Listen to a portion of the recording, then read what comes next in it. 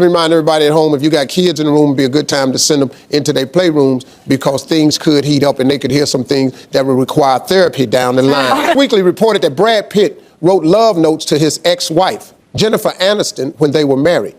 She held on to those notes, and now Justin Theroux allegedly found them. Now, if someone holds on to something from an ex, is it healthy for their current relationship? Love notes are really personal. So to me, I think it would just make me question as to why the need to hang on to them, especially in their case. I want to say they were engaged or married. Things might get a little weird and that conversation may not go as smoothly. No, you hold on to everything. This is like a journal. If you're not confident in your next relationship, it shouldn't matter what you're holding on to, right? You got to go back and read that on a slow day at home. Like, somebody loved me way back when. Like, when we break up with somebody, we tend to only remember the good things. Oh, yeah. We only remember the love notes and the great photos from the great vacations. But if you got to remember that relationship in its totality. And if you can't celebrate every part of it, get rid of it. And Steve, I done told you, when I break up with a man, I break up with him, his mama. Journal, holding on to them is good for memories. It's so wrong when they get found. I agree. But I do think going into your next relationship, you have to be so confident that no old letter is going to make a difference. Now, I've been married for 22 years. I'm holding on tight. It is a roller coaster. But I think what matters, like an old love note, means But nothing let me to my ask you a husband. question, though. If you had an old love note from... I have them. And your husband found them. Prior to your 22 years? Yeah. Yeah. Wow. And your husband found them. Yes. He would ask you. He would laugh. I think he would just be like, well, that was before I met you. Right? That was pre-me. Yeah. Look, And then you probably show it to him. I'm tell you right now, I wish he my ain't gonna husband laugh. would. He'll have some love notes the grammar. stashed away in our bedroom. If my husband had the nerve to have a love note in my bedroom, oh, hell. Wait, Steve, I had my husband's ex-girlfriend in my wedding. What? Yeah, she is so lovely. I fell in love with this girl. She was one of my bridesmaids. Coolest kid. I think I love her. That was in high school, Steve. No, ma'am. Am I crazy? Is No, one with ma'am. me? Am I solo on the couch? That's different. I mean, that's a long time ago. What? Not to age, but I'm just saying. No, in high school, that seems like a while. Or college. You're Latino. Yes. From what country? Dominican. Dominican. I'm a black girl. Black girl. This that you just did is very white. Very. All right, next topic. The hit show last summer was Big Little Lies. And one theme that parents related to was a mom planning her child's birthday. She didn't want to invite every kid from the class. But some schools actually have a policy that tells parents that they should invite everyone in the class or no one. Now, is it a good idea to invite those that aren't friends with your child? First of all, if I'm paying for this party and I don't know how much it costs a head, I can invite whoever I want and whoever my child wants there. I kind of agree. I just had my son's 11th birthday on Saturday. 11th kid at Knott's Berry Farm with my 83-year-old dad, side note. But it was the first time I let him choose who he wanted to bring. But we didn't post, we didn't talk about it. Up to that point, the school didn't decide, but I invited the whole class because I thought, if I'm the one kid left out or I hear about it, when they're young, I think it's easy to invite everybody. I don't like anybody left behind. Yeah. I think it's really... That's considerate. It is. I think it's really healthy for a parent to invite everyone in the class, but I also think it's important that parents talk to their children. Yeah. Because if one of those kids is a bully, guess what? You ain't coming into my house. Right, but you know what? I think, for me, I think it's a bad idea. I think that the kid should have who he wants to have at the, it's like these participation trophies that they give out. Yeah, right. No matter who wins or loses, everybody get a damn trophy. You can't get a trophy for losing. Yeah, what the hell? That's the real world. No, that's not how this works, man. You don't get a trophy for losing. So you lost, partner. Second place don't get on the Wheatie box. Now that I agree with when it comes to sports. You don't make every team, but a birthday kids party. have to understand social class and social acceptance when they grow up. If you're rude, a bully, yes, a nasty person, you're funky to this child, you don't get to come to this child's party because it sends the wrong signal. You can mistreat my child and still come to his party. Yeah. That ain't happening. Well, you can't afford every kid at your kid's party. There's that aspect too. Oh, poor people know how to work it out. See, y'all got to do it. We're talking about some hot dogs. Everybody eat a half a slice of cake. One cup of punch. And then you take these sandwiches and cut them up into 16ths, put them little toothpicks with the little Christmas paper on it, and everybody get 4 sandwiches, but the sandwiches be the That's very gourmet. Yeah, you do like that. Hey, up next, is it possible to have anything in common with a partner who is 20 years older or younger than you? Can you have a really solid relationship? Our panel's gonna weigh in on that when we come back.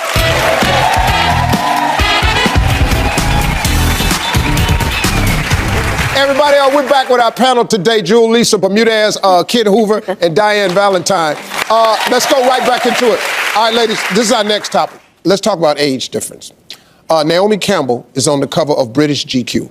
At 46, she's featured with her 35-year-old boyfriend. Ooh. Hey now. Other couples with notable age gaps, Kris Jenner is with Corey Gamble, who is 37, Catherine McPhee is 33, and David Foster is 68. Eesh. Is it possible to have anything in common with a partner who is significantly older or younger than you? I think it is possible to have something in common, but you have to think about what are the triggers in relationship problems. Number one is usually money. So I think it works when either him or she has enough money to fill in the gaps of when any problems can arise. Two, I think men that date and marry older women are often looking for the same characteristics that their mothers possess. So they tend to like bossy women, they tend to like more aggressive women, they tend to like women that take charge. But when it's the opposite, then? When it's the opposite, woman is younger. Women like to be in situations where nobody is telling them what to do. That they can be comfortable being themselves, running their own thing, and then they have this convenient, boy toy, love affair, whatever it is. It's a total double standard. When you see a man with a young woman, that's kind of normal. If you see Naomi Campbell with somebody younger, I feel like it raises more eyebrows. For me, I couldn't date anybody that I could have birthed. I can't go that young. Yeah. Like, if I could have birthed you, we are not dating. If he can be my dad or close to my dad's age, I can't do it. No. Sorry. And then Ashton Kutcher, remember when he was with Demi Moore? I just wondered, is he going to want kids? Is this something he's going to want with that age difference? She already had the 3 daughters. Yeah. It's harder to. That's the only thing. But let me tell you from a male perspective. Okay. No guy is signing up with an older woman who has less than him. Just look at it. We don't hunt that way. Old dude do have something that these young boys don't have.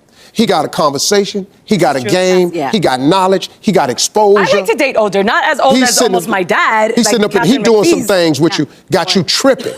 Look, we fully understand what makes us attractive is what we have to offer and be. By the way, when you do date older ladies, you're always going to be the hot young thing in his eyes. So that's something that also is beneficial when you're dating older as a female, because we already get so much ageism against us, and that's one of the things you worry about when you're in a relationship. But look at Kourtney Kardashian and her youngin'. There's like a 25-year age gap there. Kardashian? Oh, wait, he's with the model guy? Yeah, Okay. And they've been together for a while, and it looks like it's working fun. out. And I feel like he gives her that, that vibrancy, that youthfulness that maybe she wouldn't have that if she dated somebody older than her. Let's go to the next topic. Singer Ed Sheeran recently got engaged, and he chooses to wear a man-gagement ring. A man-gagement ring. Here's what he had to say about it. Yeah, do you know, I never saw why men didn't wear engagement rings. Yeah. It's the same commitment either way, so yeah. Cherry made it for me, herself out of silver clay. I really like it. That's so sweet. I haven't told anyone that either. I'm into it. I think it's super cute, and if that's what they want to do and a man wants to wear a ring, that's fine. But I also think there's nothing wrong with men and women who don't wear rings at all. Steve, I've been married 8 years, and I still don't wear a wedding ring. I like that. I still don't wear one. Because guess what? All I wanted was the prize, and he was the prize. And my husband proposed with a pair of shoes. Oh, that's so Carrie Bradshaw. The same shoe. He proposed with a pair of shoes. He proposed with the blue Manolo Blahnik shoes. Remember Mr. from Sex and the Big? City. That Really? Mr. Big U. Because he knew how you were. I'm a shoe fanatic. So he proposed with that shoe. And then we looked for rings for a while, and I was like, I don't really want to be tied to anything every day. My style is my flow is different. I might not want to rock that every day. And shoes you You can are not who entertain. I'm married to. I don't know. Allow it. My wife got a hump. Personally, I think with Ed Sheeran being an artist and traveling so much, and his soon-to-be wife made that personally for him, I think that it's a really nice gesture. I don't see men catching on to this trend very much, but in his case, I think Is this since because it's of so jealousy? Do you think he's on the road, like my man's taken? Again, jealousy is a wasted emotion. Doesn't get you anywhere. Like, what's her reason for this ring on the finger? think And so then that is he the can wedding think of ring, the you. double ring? That just seems like a lot of stress if we now have to shop for engagement rings for a man. Right? Oh, I'm not doing it. Right? Would you want your man wearing a ring or engagement? Not an engagement ring, but when we're married, yes, wear your ring. Do you have a ring on? No, I have a ring on. Yeah. Even if I take it off, It's on there? It comes back to you. It's like a you don't boomerang. even understand. Look at it. I'm like branded. Yeah. Look at, yeah. Yeah, I'm in. I'm locked in. But I always wear mine. Yeah. For me, it really does not matter. It's just a piece of jewelry. Oh, that jewelry speaks volumes, girl. No, y'all make me feel bad I again. got lots of other gifts. I got She lots said, of other I'm going to need my ring, too. I feel like so many girls I see, so many women get engaged, it's all about the ring. Yes, And the wedding comes about. it is. My house burned down, blah, blah. I lost my engagement ring, so I was pregnant, so we lost everything we owned. So this is my mom's ring, and I never even got another one because it's sort of with you, it didn't matter anymore. We were moving forward with our life, and like, Yes. I think, listen, now if I was going to re-get engaged, marriage number 2, I want a big old rock. So I go both ways. Hey, ladies, I've enjoyed you all today. You all were absolutely fabulous. Let's do it again. Hey, folks, give it up for the ladies. We'll be right back. So here we go. This is the first one. Cosmo magazine recently said that 44% of people have gone back to an ex. 44% of people have gone back to an ex and had sex. Why do you think people jump back in bed with an ex? I'm not 44%. Like everybody said it fast. Because you don't want to add another number. So you rather go back to what you've already had. Comfort and knowing that. Absolutely. There's, you're familiar with somebody. It's like a dancing partner. You don't want to dance with somebody that step on toes. Yes. Really? If you didn't get burned and been a little lonely, you might want to dip in that pool again. It's like a comfy blanket. Especially when, women have needs, people have needs. Okay, let me ask you a and question. And you don't just want to go About and the do list. it randomly. About the list. Let's talk about this list. When you're with a man and it's gotten serious and the question comes up, number of times, how many people, how many relationships, do you have a maximum number? I don't think people ask anymore. I think that as long as you are in an understanding relationship where like either you're exclusive or not exclusive, and you have expectations from each other, clear expectations, why do you need to know? Nowadays, it's harder to figure out if you're exclusive or not. Well, I feel like everything's talking. I feel like if you are a female that does not have an abundance of bodies under your belt, then you should be proud. I'm happy for you to ask because my number's low. Right. So What's if you knew of a guy's promiscuity or his activity, what's too much for you? I know a guy, he has like 2 a week, right? Like, what are you doing? How are you ever going to be available for a real relationship? And then also it comes down to like, how do you respect your body? How are you giving it away so easily? Yeah. And do you want to be with somebody that's just going to completely disregard you so quickly, physically, emotionally, mentally? Like, that's the important part. Okay, let me give all ladies a piece of advice. I don't give a damn what you've done. If the number comes up, listen to Uncle Steve. Your max number is 3. I don't give a damn what's happening. You can lie, cover up. If you can make him think he's the 3rd, that's even better. Yeah, you're winning. You've only been in 3 meaningful relationships in your life. Uncle Steve, Yeah. when he goes through my phone and sees that it may be 1 or 2 more than 3, what's the next step? Does your phone have like videos in them? Well, at that particular time, we should make sure all of that is deleted. But Yeah. I mean, what happens if they find out, you lied from the beginning and it's more than 3? Then all you got to say is, no, that wasn't a meaningful relationship in my life at all. Oh, so only if they meant something. It didn't amount to much of anything. I don't think I a just man wanted should to be say. All right, asking. next topic.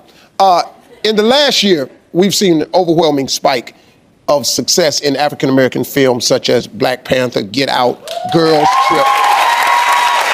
And you got hit TV shows like Empire, Blackish, and The Chi being all-time highs in ratings on their networks. Do we think that we're getting closer to racial equality, or is there still a long way to go? I think it's a combination of both, honestly. Mm-hmm. I feel like we definitely are moving forward, but we have so much more. We have so much farther to go.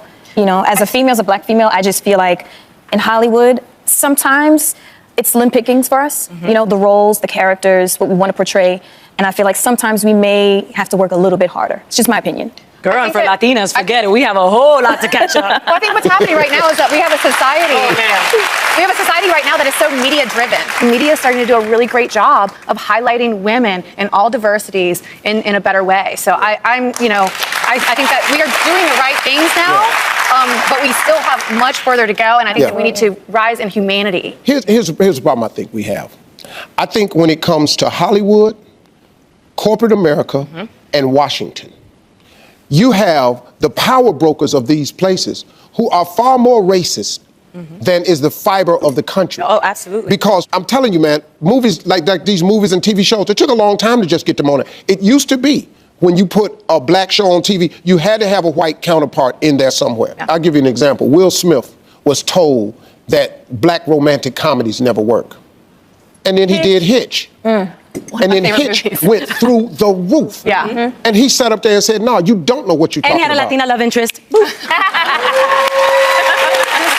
Yes, yes. You have to be daring to be the exception, and we need people to fight for that exception. Exactly. And it needs to be great material. At the end of the day, let's be honest. A movie like Girls Trip, that movie, the through and through, if you didn't laugh, then there's something wrong with you I personally. love that movie. I can watch that movie countless times. It was just a great movie. And I think it's facts that when you support, like when you put the marketing dollars for Black Panther, we showed up and showed out. I mean, Black Panther can't be any more timely than right now.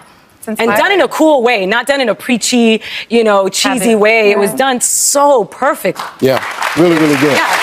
Hey, listen, up next, what percentage of couples do you think spend every night in separate beds? I'm going to tell you, and we'll find out what our panel has to say when we come back.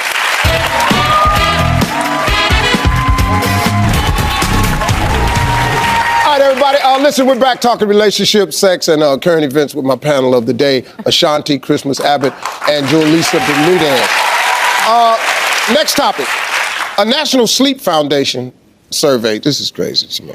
A National Foundation sleep survey found that as many as 25% of couples reported sleeping in separate beds. 10% of couples reported sleeping in separate bedrooms.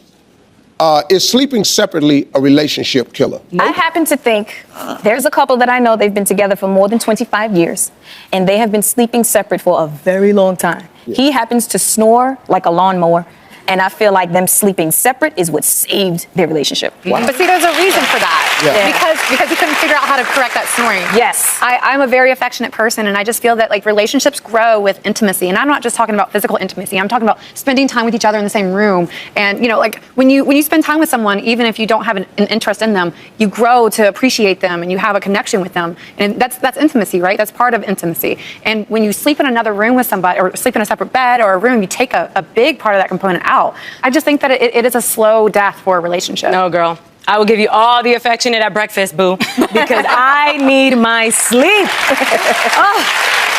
Can we bring up the survey on how vital sleep is? Good sleep in your life? I mean, I have done this before. I've literally have been in the bed with the guy that I was dating, and once he knocks out and that bear gets to snoring, I'm in the other room, and in the morning I'll wake up all fresh looking and going. Because he snore? Because he would snore. Yeah, but you can fix that. And in the beginning, it's cute because you want to be all spooning and hugged up. First of all, I need to breathe. I need my space. I want to hug my pillow. I don't want to hang on to you all night. I don't think it should happen in the beginning, though. If you guys are courting or you're starting a relationship and it's something real and you can't find that common ground to come to some kind of a happy medium, if y'all are arguing before you go to sleep, I feel like that needs to be worked out. Well, no, I'm saying go to sleep happy, but I'll be so happy knowing I'm going to get my great 8 hours of sleep.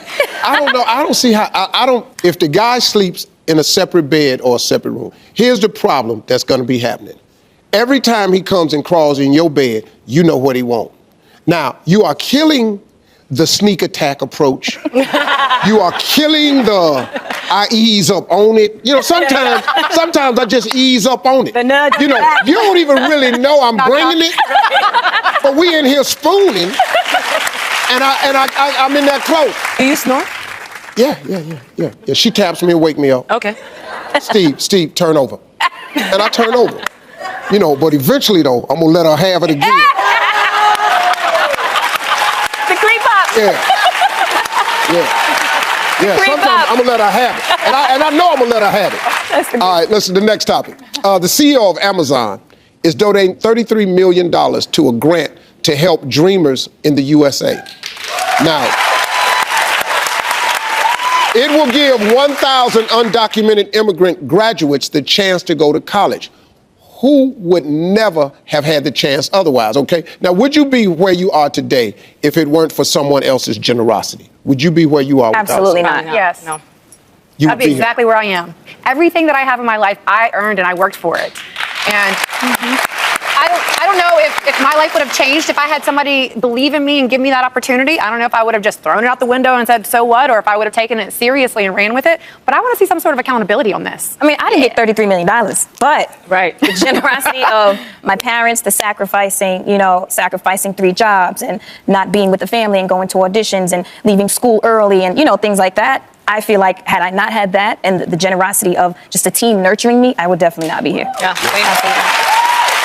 Somebody's got to believe in you, right? Yeah. So Yeah. I've definitely piggyback off that. I mean, I've had people co-sign me up until sitting right in this chair, sitting right on this couch. Yeah, I don't see,